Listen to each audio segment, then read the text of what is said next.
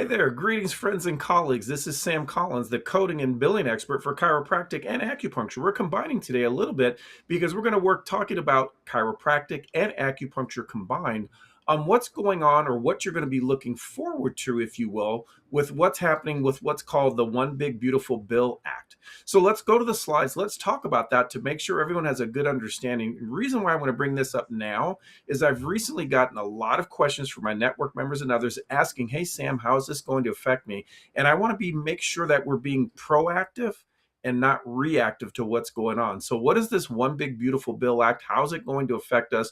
What makes a difference to us? Well, really what the One Big Beautiful Bill Act is related to healthcare providers are the changes affecting healthcare insurance, if you will, whether it's going to be through Medicaid or through the exchange. So it's more so going to be an effect on the workflow that you have to do in tightening up. Are they insured or are they not? So the impact for providers is going to be about insurance verification. This is really going to be mostly about people with marketplace plans. That's the one they get through the marketplace. Many people have them. And of course, anyone through Medicaid. Now, remember, for California providers, we call that Medi-Cal, but it's one and the same.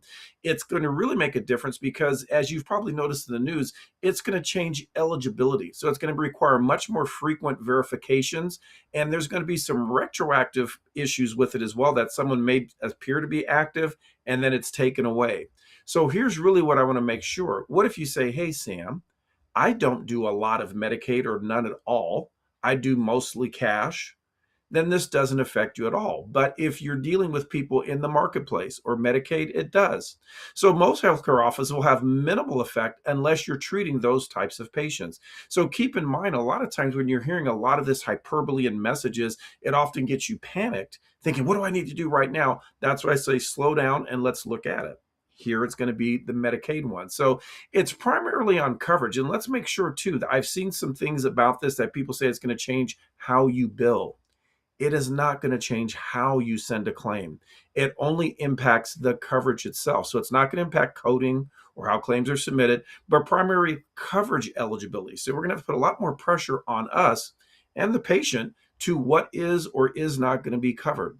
This is really going to begin next January, but I think it's best to start getting used to now following through to make sure, does my system work through it? Whether you're using Availity or something through your clearinghouse, you want to have some way that can easily verify what's going on with a patient, because you're going to have to make sure that these people are still eligible. Why? There's going to be changes to eligibility. As you've probably heard in the news again, there's going to be eligibility changes based upon, is the person able-bodied and working? Are they doing volunteer service? So there's going to be a lot more verification. I think a lot of people will lose their plan, gain it back, and you'll go back and forth, and it's going to make it very frustrating. So the bottom line is more patients may lose Medicaid eligibility during the course of care. I'm not even talking at the beginning, but during the course, you're thinking, oh my God, what a hassle. This is why many of you say, well, doggone it, that's why I don't take insurance. In fact, I'll let you in on a secret. In my dad's practice, when him and I were together, we took very, very little. In fact, my dad saw it as a charity. In fact, sometimes my dad would say it would be better to treat these patients for free than all the administrative work, which I'm not so sure he was wrong. Bear in mind, though, some Medicaid plans for chiropractic and acupuncture can pay quite well, and in fact are the lifeblood of many practices. So we want to make sure that you're ready for that. More patients may lose their eligibility, so therefore eligibility verification has become important, done regularly.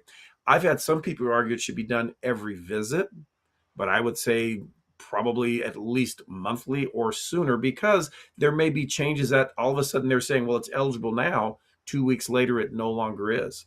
The risk of claim denials due to coverage termination is going to be my big issue.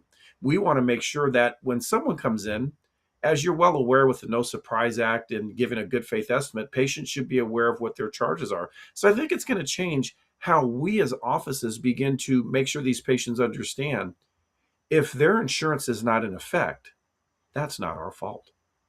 We've done the best job we can to make sure that their coverage is there. However, we're warning them, your coverage may not be intact, and as such, they would be personally liable. Therefore, they're signing some type of financial agreement or otherwise to make sure that we're not left holding the bag, because the truth is, I would rather not treat you and not get paid than treat you and not get paid. So we're going to do a little bit more with verifications, making sure it's in line and patients understand their responsibility. So you've really got to conduct eligibility reviews more frequently. Now they're saying here generally every 6 months rather than annually. I would say maybe even quarterly for some, and some people may lose it retroactively. So what may have been good through say March, all of a sudden for the next quarter is not. So retroactive Medicaid coverage will be reduced to 1 month, meaning that sometimes it could be as quick as 1 month. It'll be a turnaround. They used to have it where there'd be a 3 month grace period. Now it's only going to be 1 month. As a result, implement routine eligibility verifications. I'm going to suggest if you've not already taken advantage of the electronic way through Availity or other systems, you really should. They're minimal to no cost. In fact, Availity for the most part is free. But through other plans, there's ways of getting that information. Getting on the phone and calling, ineffective. You've really got to do it as an online part. If you're a network member with me, reach out. We can go through what things you need to do. Bottom line is this: it's not just Medicaid, though. It's going to be the marketplace or the exchange plans, and they impose stricter benefits on that. I've just recently saw a lot of people have lost their benefits. So make sure, is it active? All we need to know when someone comes in, our job is to give you really good care. Insurance is their contract. And while we're going to do our best to make sure it's covered, I want every patient understanding our office has done the best job to verify your insurance. However, we cannot guarantee coverage. You ever notice that when you contact an insurance, they always say this is not a guarantee of coverage. We're going to have to start doing the same thing. We are not beholden to your insurance. If your insurance doesn't cover, you have to understand your personal liability. And if they're not ready to take personal liability, that's fine. Then we won't accept them as patients. Again, I go back to I'd rather not treat you and not get paid. So I want to make sure there's a good way of looking at this saying, okay, well, when is this policy effective? When's the change date? Because we have to make sure we're going to have potential issues where patients may experience more frequent coverage lapses. They may lose coverage in the transition and have to be self-pay. Insurance card changes, plan changes. Here's what the bottom line is. We're going to have to be more adept at verifications. It's not as hard as you think. They've put so much stuff online to verify whether the person is eligible. Just plug in their ID number and you'll see when is the effective date. If we are proactive with that, I think we'll run into far less problems. So really, what do you want to start to do now? Now, just be aware. If you're not doing much of this, I'm not really that concerned. You may say, well, I may have a few people, but bottom line is verify their eligibility regularly. Now, some will say before every visit, I'm not sure I'm ready to go that far, but being if you've got an efficient system, that may work. Update financial policies. Make sure your patients understand their financial requirements in your office. Make sure you have a good, clear financial agreement.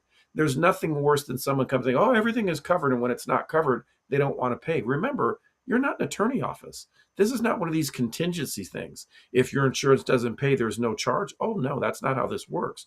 Patients have to be understanding of their responsibility. Also, make sure you're obtaining their current insurance cards more frequently. I would check quarterly, not just waiting for first of the year. Have you had any updates? Now, if someone's coming in regularly, if there's any updates, they probably make you aware. But if someone's not been in a while, always say, hey, can we see your latest card? Because a lot of times people get a new card and they forget to tell you, like, oh, I thought it was all the same. And strengthen your good faith estimate. It's very important patients understand their costs, just like we do. Don't be afraid to be the office that we're here to give you good care, but there's an expectation of payment. And of course, if it's not covered, could we put them into a self-pay plan, a prepaid plan, or even deal with a hardship? Absolutely. But just be aware that this may change some coverages. Again, if you're doing very little of it, it may not affect you much, but realize we're always here to help because you need to establish payment plans and coverage loss situations. What are we going to do? If you don't already, work with me. If some of you are network members, work with me. We'll help you set that up. We already have some set up for you. Train your staff also, recognizing if they're Medicaid eligible or they have marketplace, that has there been any recent changes, has something changed with their job or whatever the case may be. Also monitor your state Medicaid fees, because Medicaid fees in some states really poor, but in other states pretty good. So this is something you're going to balance the type of practice you have, thinking of volume. It becomes more difficult if you are a type of practice that you spend a lot of time with patients, particularly in an acupuncture setting. There may not be as much value for you. So it's something to consider whether or not is this a value to your practice or is it not. The overall impact, it projects that it's going to indicate significant numbers of individuals that are currently covered under Medicaid or marketplace may lose coverage. So we want to make them aware. But here's the thing. As a chiropractic practice or an acupuncture practice, we are the most nimble at keeping things affordable. Can you think most people can pay cash going into a medical practice? Absolutely not. But what about coming to you? I think we do a good job as professions at making things affordable. So don't be afraid to put them into self pay, prepaid, things where you can discount. I mean, my goodness, if you're in California, you can offer a very large cash discount. Know what your state allows. In Florida, you can do a prepaid monthly plan.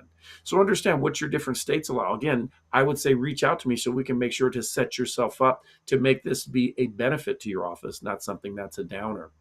Providers, the primary concern is not changes to coding and billing, but rather insurance patient coverage. And if it's not covered, put them into cash. Not a big deal. Eligibility verifications, financial responsibilities, make sure patients are clear. Just like when you go to purchase something, it's the same thing. That part is the professional part. Make sure patients understand what they need. As always, we're here to help. If any of you have any concerns, reach out to me through HJ Ross or American Acupuncture Council. If you're a network member, we're there to really help. We can do a one-on-one Zoom. Realize there's some changes happening for documentation, very specifically for acupuncture. We're having seminars this month, July 16th and the 23rd. I hope to see you, but if not, keep a look for me online. We're always here to help everyone. Best wishes.